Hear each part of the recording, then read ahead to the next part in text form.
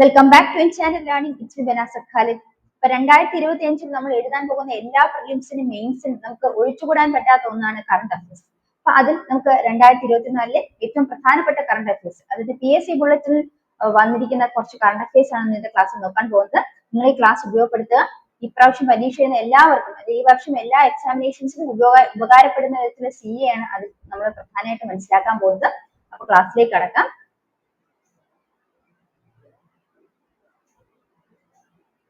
ആദ്യമായി Erasmus price ലഭിച്ച പ്രശസ്ത ഇന്ത്യൻ ഇംഗ്ലീഷ് എഴുത്തുകാരൻ ആരാണ്? ഇറാസ്മസ് പ്രൈസ് ലഭിച്ച പ്രശസ്ത ഇന്ത്യൻ ഇംഗ്ലീഷ് എഴുത്തുകാരൻ ആരാണ്? അമിതാവ് ഘോഷാണ്. അവർ മനസ്സിലാക്കുന്നത് ഇറാസ്മസ് പ്രൈസ് ലഭിച്ച പ്രശസ്തനായ ഇന്ത്യൻ ഇംഗ്ലീഷ് എഴുത്തുകാരൻ എന്നാണ് ചോദ്യം. ആരാണത്? അമിതാവ് ഘോഷാണ്. ഈ ക്വസ്റ്റ്യന് വളരെയധികം പ്രസക്തിയുണ്ട്, കാരണം ഇദ്ദേഹം ഒരു ഇന്ത്യൻ ഇംഗ്ലീഷ് എഴുത്തുകാരനാണ്. അപ്പൊ ഇറാസ്മസ് പ്രൈസ് ലഭിച്ച പ്രശസ്ത ഇന്ത്യൻ ഇംഗ്ലീഷ് എഴുത്തുകാരൻ ആരാണെന്ന് ചോദിച്ചാൽ ഈ അമിതാവ് ഘോഷ് ആണെന്ന് ഓർത്തുവയ്ക്കും.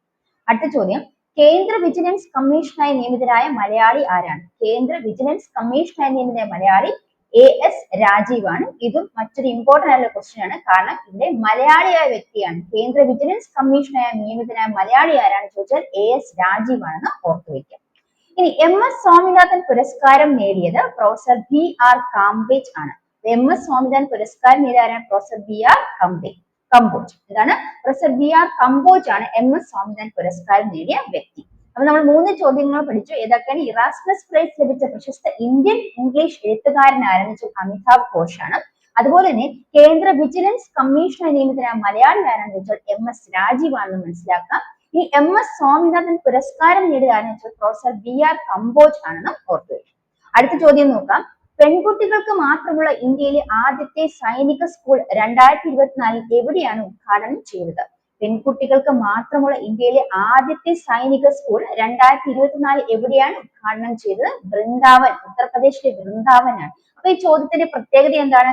പെൺകുട്ടികൾക്ക് മാത്രമുള്ള ഇന്ത്യയിലെ ആദ്യത്തെ സൈനിക സ്കൂൾ എന്നാണ് ചോദ്യം. 2024 ഉദ്ഘാടനം ചെയ്യപ്പെട്ടത്. അത് വൃന്ദാവൻ, ഉത്തർപ്രദേശിലെ വൃന്ദാവനാണെന്ന് ഓർത്തുവയ്ക്കുക. പെൺകുട്ടികൾക്ക് മാത്രമുള്ള ഇന്ത്യയിലെ ആദ്യത്തെ സൈനിക സ്കൂൾ 2024 ഉദ്ഘാടനം ചെയ്യപ്പെട്ടു. അത് ഉത്തർപ്രദേശിലെ വൃന്ദാവനാണെന്ന് ഓർത്തുവയ്ക്കാം. ഇനി ഭരണഘടനാ ശില്പി BR അംബേദ്കറുടെ ലോകത്തെ ഏറ്റവും ഉയരമുള്ള പ്രതിമ സ്ഥാപിച്ചത് എവിടെയാണ്? ഭരണഘടനാ ശില്പിയായ BR അംബേദ്കറുടെ ലോകത്തെ ഏറ്റവും ഉയരമുള്ള പ്രതിമ സ്ഥാപിച്ചത് എവിടെയാണ്? വിജയവാഡയാണ്. നമ്മൾ മനസ്സിലാക്കേണ്ട ചോദ്യം ഇങ്ങനെയാണ്: ഭരണഘടനാ ശില്പി BR അംബേദ്കറുടെ ലോകത്തെ ഏറ്റവും ഉയരമുള്ള പ്രതിമ സ്ഥാപിക്കപ്പെട്ടത് എവിടെയാണ്? വിജയവാഡയാണ്. അടുത്ത ചോദ്യം, ഇന്ത്യയിലെ ഏറ്റവും നീളമേറിയ കടൽപ്പാലം ഏതാണ്? നമുക്ക് എല്ലാവർക്കും അറിയുന്നതാണ് ഇന്ത്യയിലെ ഏറ്റവും നീളമേറിയ കടൽപ്പാലം അടൽ സേതുവാണ്. മുംബൈ ട്രാൻസ് ഹാർബർ ലിങ്ക് എന്നും നമുക്ക് അതിനെ വിശേഷിപ്പിക്കാം. ഇന്ത്യയിലെ ഏറ്റവും നീളമേറിയ കടൽപ്പാലം ഏതാണ്? അടൽ സേതുവാണ്. അപ്പൊ നമ്മൾ പഠിച്ചത് എന്തൊക്കെയാണ്? പെൺകുട്ടികൾക്ക് മാത്രമുള്ള ഇന്ത്യയിലെ ആദ്യത്തെ സൈനിക സ്കൂൾ 2024 നിലവിൽ വന്നു. അത് ഉദ്ഘാടനം ചെയ്യപ്പെട്ടത് ഉത്തർപ്രദേശിലെ വൃന്ദാവനാണെന്ന് ഓർത്തുവയ്ക്കാം. അതുപോലെ ഭരണഘടനാ ശില്പിയായ BR അംബേദ്കറുടെ ലോകത്തിലെ ഏറ്റവും ഉയരമുള്ള പ്രതിമ സ്ഥാപിക്കപ്പെട്ടത് വിജയവാഡയിലാണ്. അടുത്ത ചോദ്യം, ഇന്ത്യയിലെ ഏറ്റവും നീളമേറിയ കടൽപ്പാലം എന്നറിയപ്പെടുന്ന അടൽ സേതുവാണെന്ന് ഓർത്തുവയ്ക്കുക. അടുത്ത മനസ്സിലാക്കേണ്ടത്, തമിഴ്നാട്ടിൽ നിലവിൽ വന്ന പുതിയ വന്യജീവി സങ്കേതം ഏതാണ്? അപ്പൊ തമിഴ്നാട്ടിൽ ഈയിടെ നിലവിൽ വന്ന പുതിയ വന്യജീവി സങ്കേതം അറിയപ്പെടുന്നത് തന്തേ പെരിയാർ വന്യജീവി സങ്കേതമാണ്. ഈറോഡിലാണ് ഇത് സ്ഥിതി ചെയ്യുന്നത്. അപ്പൊ തമിഴ്നാട്ടിലാണ് ഈ വന്യജീവി സങ്കേതം പുതിയ നിലവിൽ വന്നത്. അത് എവിടെയാണെന്ന് വെച്ചാൽ തന്തേ പെരിയാർ വന്യജീവി സങ്കേതം എന്നാണ് അറിയപ്പെടുന്നത്. പെരിയാർ വന്യജീവി സങ്കേതം നമുക്ക് അറിയാം. ഇപ്പൊ തമിഴ്നാട്ടിൽ നിന്ന് പുതിയ വന്യജീവി സങ്കേതം അറിയപ്പെടുന്ന പേരെന്താണ്? തന്തേ പെരിയാർ വന്യജീവി സങ്കേതം. ഈറോഡാണ് സ്ഥിതി ചെയ്യുന്നത് കൂടെ ഓർത്തുവയ്ക്കുക. ഇന്ത്യയിലെ ആദ്യത്തെ ദേശീയ ഡോൾഫിൻ ഗവേഷണ കേന്ദ്രം സ്ഥാപിതമാകുന്നത് എവിടെയാണ്?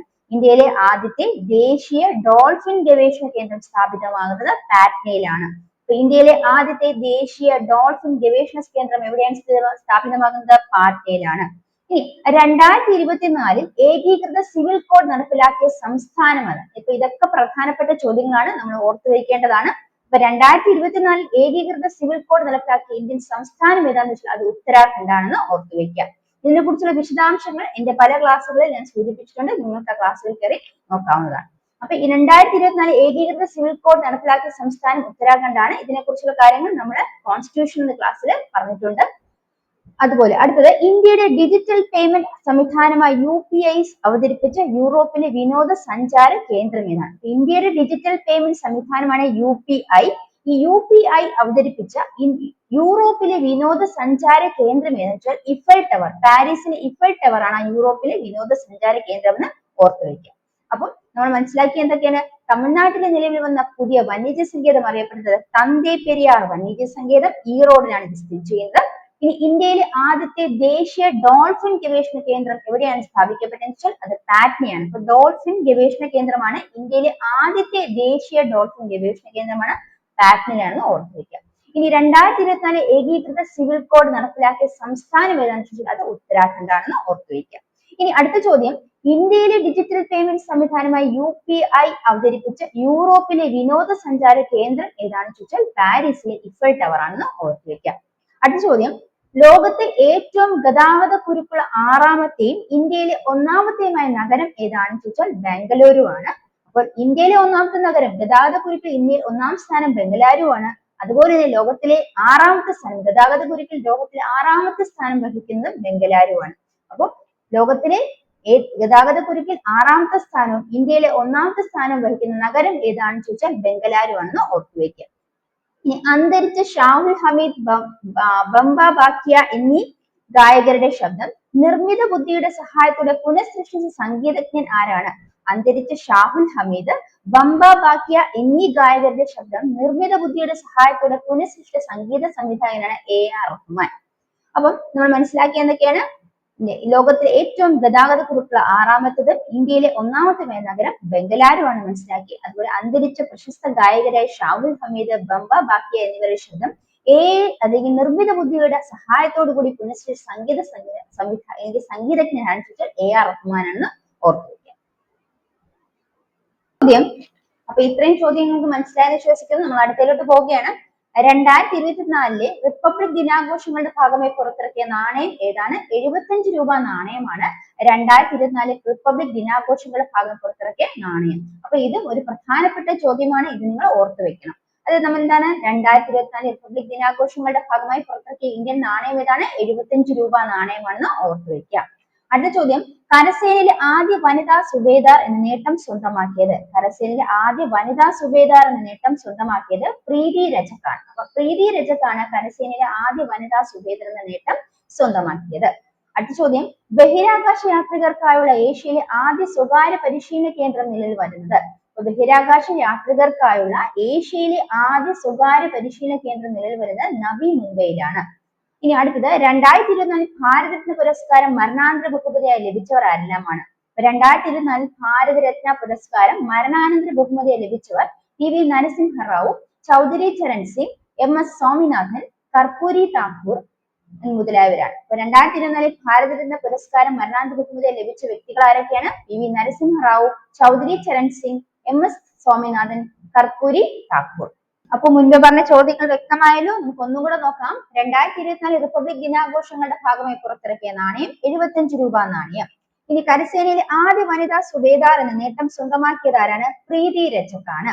ഈ ബഹിരാകാശ യാത്രികർക്കായുള്ള ഏഷ്യയിലെ ആദ്യ സ്വകാര്യ പരിശീലന കേന്ദ്രം നിലവിൽ വരുന്നത് നവി മുംബൈയിലാണ്.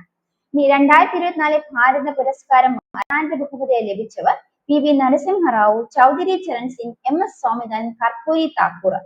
അടുത്ത ചോദ്യം, തമോഗർത്തങ്ങൾ, ന്യൂട്രോൺ നക്ഷത്രങ്ങൾ, നെബുലകൾ, പൾസാറുകൾ തുടങ്ങിയവയുടെ പഠനത്തിനായി 2024 ജനുവരി 1 ISRO വിക്ഷേപിച്ച ദൗത്യം ഏതാണ്?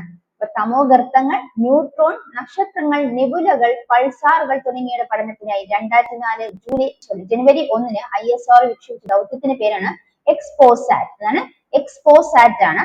X-ray polarimeter satellite. അതാണ് എക്സ്പോസാറ്റ്, എക്സ്റേ പോളാരിമീറ്റർ സാറ്റലൈറ്റ്. ഇനി ബഹിരാകാശത്തെ എക്സ്റേ തരംഗങ്ങളുടെ പഠനത്തിനായുള്ള ഇന്ത്യയുടെ ആദ്യത്തെ ഉപഗ്രഹം ഏതാണെന്ന് വെച്ചാൽ എക്സ്പോസാറ്റ് ആണ്. ബഹിരാകാശത്തെ എക്സ്റേ തരംഗങ്ങളുടെ പഠനത്തിനായി ഇന്ത്യയുടെ ആദ്യ ഉപഗ്രഹം ഏതാണെന്ന് ചോദിച്ചാൽ എക്സ്പോസാറ്റ് ആണെന്ന് ഓർത്തുവയ്ക്കാം. ഇനി 2024 ഫെബ്രുവരി വിക്ഷേപിച്ച ഇന്ത്യയുടെ പുതിയ കാലാവസ്ഥ സമുദ്ര നിരീക്ഷണ ഉപഗ്രഹം. അതാണ് 2024 ഫെബ്രുവരിയിൽ വിക്ഷേപിക്കപ്പെട്ട ഇന്ത്യയുടെ പുതിയ കാലാവസ്ഥ സമുദ്ര നിരീക്ഷണ ഉപഗ്രഹം ഏതാണെന്ന് ചോദിച്ചാൽ ഇൻസാറ്റ് 3DS ആണ്. ഇൻസാറ്റ് 3DS ആണ് ഇന്ത്യയുടെ പുതിയ കാലാവസ്ഥ സമുദ്ര നിരീക്ഷണ ഉപഗ്രഹം.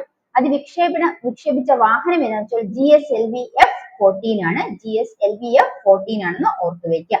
ഇനി ISRO വിക്ഷേപിച്ച ചെലവ് കുറഞ്ഞ ബഹിരാകാശ പ്ലാറ്റ്ഫോം ഏതാണ്? ISRO വിക്ഷേപിച്ച ചെലവ് കുറഞ്ഞ ബഹിരാകാശ platform poem 3 PSLV orbital experiment module എന്നും അറിയപ്പെടുന്നു. Poem 3 PSLV orbital experiment module എന്ന് അറിയപ്പെടുന്നു. അപ്പം നമ്മൾ പറഞ്ഞപ്പെട്ട ഈ സയൻസുമായി ബന്ധപ്പെട്ട സയൻസ് ആൻഡ് ടെക്നോളജിയുമായി ബന്ധപ്പെട്ട ചോദ്യങ്ങളാണിത്. എല്ലാ പരീക്ഷകൾക്കും വളരെ ചോദിക്കാൻ സാധ്യതയുള്ള ചോദ്യങ്ങളാണ്. അതുകൊണ്ട് ഓർത്തു വെക്കുക. ഒന്നുകൂടെ റിപ്പീറ്റ് ചെയ്യാം. തമോഗർത്തങ്ങൾ, ന്യൂട്രോൺ നക്ഷത്രങ്ങൾ, നെബുലകൾ, പൾസാറുകൾ തുടങ്ങിയ പഠനത്തിനായി 2024 ജനുവരി 1 ISR വിക്ഷേപിച്ച ദൗത്യം ഏതാണെന്ന് ചോദിച്ചാൽ എക്സ്പോസാറ്റ് ആണ്. എക്സ്റേ പൊളാരിമീറ്റർ സാറ്റലൈറ്റ് എന്നാണ് നമുക്ക് അറിയാം. ഇനി അതിന്റെ full form X ray polarimeter satellite എന്നാണ് എക്സ്പോസാറ്റ്, എക്സ്റേ പൊളാരിമീറ്റർ സാറ്റലൈറ്റ്. ഇനി ബഹിരാകാശത്തെ എക്സ്റേ തരംഗങ്ങളുടെ പഠനത്തിനായി ഇന്ത്യയുടെ ആദ്യ ഉപഗ്രഹം ഏതാണെന്ന് വെച്ചാൽ എക്സ്പോസാറ്റ് ആണ്. ബഹിരാകാശത്തെ എക്സ്റേ തരംഗങ്ങളുടെ പഠനത്തിനായി ഇന്ത്യയുടെ ആദ്യ ഉപഗ്രഹം ഏതാണ്? എക്സ്പോസാറ്റ് ആണ്. ഇനി 2024 ഫെബ്രുവരി വിക്ഷേപിച്ച ഇന്ത്യയുടെ പുതിയ കാലാവസ്ഥ സമുദ്ര നിരീക്ഷണ ഉപഗ്രഹമാണ് ഇൻസാറ്റ് 3DS. വിക്ഷേപണ വാഹനം എന്നറിയപ്പെടുന്ന GSLV F-14 ആണ്. അടുത്ത ചോദ്യം, ISR വിക്ഷേപിച്ച ചെലവ് കുറഞ്ഞ ബഹിരാകാശ പ്ലാറ്റ്ഫോം ഏതാണ്? പോയം 3 ആണ് ചെലവ് കുറഞ്ഞ ബഹിരാകാശ പ്ലാറ്റ്ഫോം. ISR വിക്ഷേപിക്കപ്പെട്ടത് ഏറ്റവും ചെലവ് കുറഞ്ഞ ബഹിരാകാശ പ്ലാറ്റ്ഫോം ആണ് poem 3. PSLV orbital experiment module 2024 കലാപത്തെ തുടർന്ന് അടിയന്തരാവസ്ഥ പ്രഖ്യാപിച്ച ഹെയ്തിയിൽ നിന്നും ഇന്ത്യൻ പൗരന്മാരെ ഒഴിപ്പിക്കാനുള്ള രക്ഷാദൗത്യം അറിയപ്പെട്ട പേര് ഓപ്പറേഷൻ ഇന്ദ്രാവതി. ചോദ്യം ഒന്നും കൂടെ ആവർത്തിക്കാം. 2024 കലാപത്തെ തുടർന്ന് അടിയന്തരാവസ്ഥ പ്രഖ്യാപിച്ച ഹെയ്തിയിൽ നിന്നും ഇന്ത്യൻ പൗരന്മാരെ ഒഴിപ്പിക്കാനുള്ള രക്ഷാദൗത്യം അറിയപ്പെട്ട പേരാണ് ഓപ്പറേഷൻ ഇന്ദ്രാവതി. അപ്പൊ കലാപത്തെ തുടർന്ന് അടിയന്തരാവസ്ഥ പ്രഖ്യാപിച്ച ഹെയ്തിയിൽ നിന്നും ഇന്ത്യൻ പൗരന്മാരെ ഒഴിപ്പിക്കാൻ രക്ഷാ ദൗത്യം നടത്തിയിരുന്നു. അത് 2024 സംഭവമാണ്. അത് എന്താണ്? ഓപ്പറേഷൻ ഇന്ദ്രാവതി എന്നാണ് രക്ഷാദൗത്യം അറിയപ്പെട്ടത്. ഇനി പത്മശ്രീ ലഭിച്ച ഇന്ത്യയിലെ ആദ്യ വനിതാ ആന പാപ്പാനായ ആസാം സ്വദേശിനി ആരാണ്? പത്മശ്രീ ലഭിച്ച ഇന്ത്യയിലെ ആദ്യ വനിതാ ആനപ്പാപ്പാനാണ് ആസാം സ്വദേശിനിയായ പാർവതി ബർവ. പാർവതി ബർവ ഇന്ത്യയിലെ ആദ്യത്തെ വനിതാ ആനപ്പാപ്പാനാണ്. അവർക്ക് പത്മശ്രീ ലഭിക്കപ്പെട്ടു. പത്മശ്രീ ലഭിച്ച ഇന്ത്യയിലെ ആദ്യ വനിതാ ആനപ്പാപ്പാൻ ഏതാണെന്ന് ചോദിച്ചാൽ അത് ആസാം സ്വദേശി പാർവതി ബർവയാണെന്ന് ഓർത്തു വയ്ക്കാം. ഈ ഇന്ത്യൻ വ്യോമസേനയുടെ സൈനിക അഭ്യാസമായ വായുശക്തി നടന്നത് എവിടെ വെച്ചാണ്? ഇന്ത്യൻ വ്യോമസേനയുടെ സൈനിക അഭ്യാസം അറിയപ്പെട്ടത് വായുശക്തി എന്നാണ്. അത് എവിടെ വെച്ചാണ് നടന്നത്? രാജസ്ഥാനിലെ പൊക്രാനിൽ വെച്ചാണ് ഇന്ത്യൻ വ്യോമസേനയുടെ സൈനിക അഭ്യാസമായ വായുശക്തി നടന്നത്. അപ്പൊ ഇന്ത്യയുടെ വ്യോമസേന സൈനിക അഭ്യാസം ഏതായിരുന്നു? വായുശക്തിയാണ്. അത് നടന്നത് രാജസ്ഥാനിലെ പൊക്രാനിൽ വെച്ചാണ്. ഇനി ജമ്മു കാശ്മീരിൽ ആക്രമണം നടത്തുന്ന ഭീകരർക്കെതിരെ ഇന്ത്യൻ കരസേന ആരംഭിച്ച സൈനിക നീക്കം അറിയപ്പെടുന്നത്. അപ്പൊ ഇന്ത്യൻ കരസേന ജമ്മു കാശ്മീരിൽ ആക്രമണം നടത്തുന്ന ഭീകരർക്കെതിരെ ഒരു സൈനിക നീക്കം ആരംഭിച്ചു. അത് അറിയപ്പെടുന്ന പേര് ഓപ്പറേഷൻ സർവശക്തി. മുന്നേ നമ്മൾ പറഞ്ഞത് ഹെയ്തിയിലെ അടിയന്തരാവസ്ഥ പ്രഖ്യാപിച്ച സമയത്ത് അവിടെ 2024 ഹെയ്തിയിലെ അടിയന്തരാവസ്ഥ പ്രഖ്യാപിച്ച സമയത്ത് കലാപത്തിനാണ് അടിയന്തരാവസ്ഥ പ്രഖ്യാപിക്കുന്നത്. ആ സമയത്ത് ഹെയ്തിയിൽ നിന്നും ഇന്ത്യൻ പൗരന്മാരെ ഒഴിപ്പിക്കാനുള്ള രക്ഷാദൗത്യം അറിയപ്പെട്ടത് ഓപ്പറേഷൻ ഇന്ദ്രാവതിയാണ്. ഇവിടെ നമ്മൾ മനസ്സിലാക്കിയ അടുത്ത ഓപ്പറേഷൻ സർവശക്തി എന്ന് പറയുന്നത് സൈനിക നീക്കമാണ്. അത് ജമ്മു കാശ്മീർ ആക്രമണം നടത്തിയ ഭീകരർക്കെതിരെ ഇന്ത്യൻ കരസേന ആരംഭിച്ച സൈനിക നീക്കമാണ് ഓപ്പറേഷൻ സർവശക്തി എന്ന് ഓർക്കുക. ഓപ്പറേഷൻ സർവശക്തി ഒരു സൈനിക നീക്കമാണ്. കരസേന ആരംഭിച്ച സൈനിക നീക്കമാണ്. ജമ്മു കാശ്മീർ ആക്രമണം നടത്തുന്ന ഭീകരർക്കെതിരെ നടത്തിയ ഒരു സൈനിക നീക്കം ആണ് ഓപ്പറേഷൻ സർവശക്തി. അടുത്ത ചോദ്യം, ഇന്ത്യൻ കരസേനയും വ്യോമസേനയും നടത്തുന്ന അഭ്യാസം ഏതാണ്? അപ്പൊ ഇന്ത്യൻ കരസേനയും വ്യോമസേനയും സംയുക്തമായി നടത്തുന്ന സൈനിക അഭ്യാസമാണ് ഡബിൾ സ്ട്രൈക്ക്. എന്താണ്? ഡബിൾ സ്ട്രൈക്ക് ആണ്. ഇന്ത്യൻ കരസേനയും വ്യോമസേനയും നടത്തുന്ന സൈനിക അഭ്യാസം അറിയപ്പെടുന്നത് ഡബിൾ സ്ട്രൈക്ക് ആണ്. ഇനി അടുത്ത 2024 ജനുവരിയിൽ രാജസ്ഥാനിൽ നടന്ന ഇന്ത്യൻ UAE സംയുക്ത സൈനിക അഭ്യാസം അറിയപ്പെടുന്നത്. അപ്പൊ 2024 ജനുവരിയിൽ രാജസ്ഥാനിൽ ഇന്ത്യൻ UAE സംയുക്ത സൈനിക അഭ്യാസം നടന്നിരുന്നു. അത് അറിയപ്പെട്ടത് പേര് ഡെസേർട്ട് സൈക്ലോൺ എന്നാണ്. അപ്പൊ ഇന്ത്യയുടെയും UAEയുടെയും സംയുക്ത സൈനിക അഭ്യാസമാണ് ഏത്? Desert cyclone. എവിടെയാണ് നടന്നത്? രാജസ്ഥാനിലാണ്. 2024 നടന്നത്. അപ്പൊ നമ്മൾ പഠിച്ച അത്രയും കാര്യങ്ങളൊന്ന് നോക്കാം. 2024 കലാപത്തെ തുടർന്ന് അടിയന്തരാവസ്ഥ പ്രഖ്യാപിച്ച ഹെയ്തിയിൽ നിന്നും ഇന്ത്യൻ പൗരന്മാരെ ഒഴിപ്പിക്കാനുള്ള ഓപ്പറേഷന്റെ പേരെന്താണ്? രക്ഷാദൗത്യം അറിയപ്പെടുന്നത് ഓപ്പറേഷൻ ഇന്ദ്രാവതിയാണ്. ഇനി പത്മശ്രീ ലഭിച്ച ഇന്ത്യയിലെ ആദ്യ വനിതാ ആനപ്പാപ്പാനാണ് ആസാം സ്വദേശിനിയായ പാർവതി ബർവ. ഇനി ഇന്ത്യൻ വ്യോമസേനയുടെ സൈനിക അഭ്യാസമായ വായുശക്തി എവിടെയാണ് നടന്നത്? രാജസ്ഥാനിലെ പൊക്രാനിലാണ്. ഇനി ജമ്മു കാശ്മീർ ആക്രമണം നടത്തിയ ഭീകരർക്കെതിരെ ഇന്ത്യൻ കരസേന ആരംഭിച്ച സൈനിക നീക്കം അറിയപ്പെട്ടത് ഓപ്പറേഷൻ സർവശക്തി. ഇന്ത്യൻ കരസേനയും വ്യോമസേനയും സംയുക്തമായി നടത്തിയ സൈനിക അഭ്യാസമാണ് ഡെവിൾ സ്ട്രൈക്ക്. എന്താണ്? ഡെവിൾ സ്ട്രൈക്ക് ആണ്. അടുത്ത 2024 ജനുവരി രാജസ്ഥാനിലെ ഇന്ത്യൻ UAE സംയുക്ത സൈനിക അഭ്യാസം അറിയപ്പെട്ടത് ഡെസേർട്ട് സൈക്ലോൺ. അപ്പൊ ഇന്ത്യൻ UAE സംയുക്ത സമ്മേളനം രാജസ്ഥാനിൽ നടന്നത് 2021 ജനുവരിയിൽ. അത് അറിയപ്പെട്ട പേരാണ്, സംയുക്ത സൈനിക സമ്മേളനം അറിയപ്പെട്ട പേരാണ് ഡെസേർട്ട് സൈക്ലോൺ. എന്നാണ് ഡെസേർട്ട് സൈക്ലോൺ. അടുത്തത് തുടർച്ചയായി 6 കേന്ദ്ര ബഡ്ജറ്റുകൾ അവതരിപ്പിച്ച രണ്ടാമത്തെ ധനമന്ത്രി എന്ന റെക്കോർഡ് നേടിയത് ആരാണ്? തുടർച്ചയായ 6 കേന്ദ്ര ബഡ്ജറ്റുകൾ അവതരിപ്പിച്ച രണ്ടാമത്തെ ധനമന്ത്രി എന്ന റെക്കോർഡ് നേടിയത് ആരാണ്? നിർമ്മല സീതാരാമനാണ്. നിർമ്മല സീതാരാമൻ ആണ് എന്താണ് തുടർച്ചയായി 6 കേന്ദ്ര ബഡ്ജറ്റുകൾ അവതരിപ്പിച്ച രണ്ടാമത്തെ ധനമന്ത്രി എന്ന റെക്കോർഡ് നേടിയത്. അടുത്ത ചോദ്യം, ചെക്കോ ആൻഡ് ഹിസ് ബോയ്സ് എന്ന ചെറുകഥാ സമാഹാരത്തിന്റെ എന്ന ചെറുകഥാ സമാഹാരത്തിന്റെ രചയിതാവായ ബംഗാൾ ഗവർണർ ആരാണ്? CV ആനന്ദ ബോസ് ആണ്. എന്താണ്? ചെക്കോ ആൻഡ് ഹിസ് ബോയ്സ് എന്ന ചെറുകഥാ സമാഹാരത്തിന്റെ രചയിതാവായ ബംഗാൾ ഗവർണർ, അദ്ദേഹത്തിന്റെ പേരാണ് CV ആനന്ദ. ബംഗാൾ ഗവർണർ CV ആനന്ദ ബോസിന്റെ ചെറുകഥാ സമാഹാരം ഏതാണെന്ന് ചോദിച്ചാൽ ചെക്കോ ആൻഡ് ഹിസ് ബോയ്സ് എന്നതാണെന്ന് ഓർത്തു വയ്ക്കാം. ഇനി മൈക്രോസോഫ്റ്റ് വിൻഡോസിന്റെ മേധാവിയെ നിയമിതനായ ഇന്ത്യൻ വംശജൻ ആരാണ്? മൈക്രോസോഫ്റ്റ് വിൻഡോസിന്റെ മേധാവിയെ നിയമിതനായ ഇന്ത്യൻ വംശജൻ പവൻ ദവലൂരിയാണ്. ആണ് പവൻ ദവലൂരിയാണ് മൈക്രോസോഫ്റ്റ് വിൻഡോസിന്റെ മേധാവി നിയമിതനായ ഇന്ത്യൻ വംശജൻ. ആരാണ്? പവൻ ദവലൂരിയാണ്. അടുത്ത, അപരിചിതരായ സ്ത്രീകളെ മദ്യപിച്ചോ അല്ലാതെയോ ഡാർലിംഗ് എന്ന് വിളിക്കുന്ന ലൈംഗികാതിക്രമമായി കണക്കാക്കാൻ വിധി പുറപ്പെടുവിച്ച ഹൈക്കോടതി ഏതാണ്? കൽക്കട്ട ഹൈക്കോടതിയാണ്. അപ്പൊ അപരിചിതരായ സ്ത്രീകളെ മദ്യപിച്ചോ അല്ലാതെയോ ഡാർലിംഗ് എന്ന് വിളിക്കുന്ന ലൈംഗിക അതിക്രമമായി കണക്കാക്കപ്പെട്ട വിധി പ്രഖ്യാപിച്ച ഹൈക്കോടതി കൽക്കട്ട ഹൈക്കോടതിയാണ്. അടുത്തത്, ചന്ദ്രയാൻ 3 വിക്രം ലാൻഡർ ചന്ദ്രനിൽ ഇറങ്ങിയ സ്ഥലത്തിന് ഇന്റർനാഷണൽ ആസ്ട്രോണമിക്കൽ യൂണിയൻ അംഗീകരിച്ച പേര് ഏതാണ്? ഒന്നുകൂടെ ചോദ്യം പറയാം.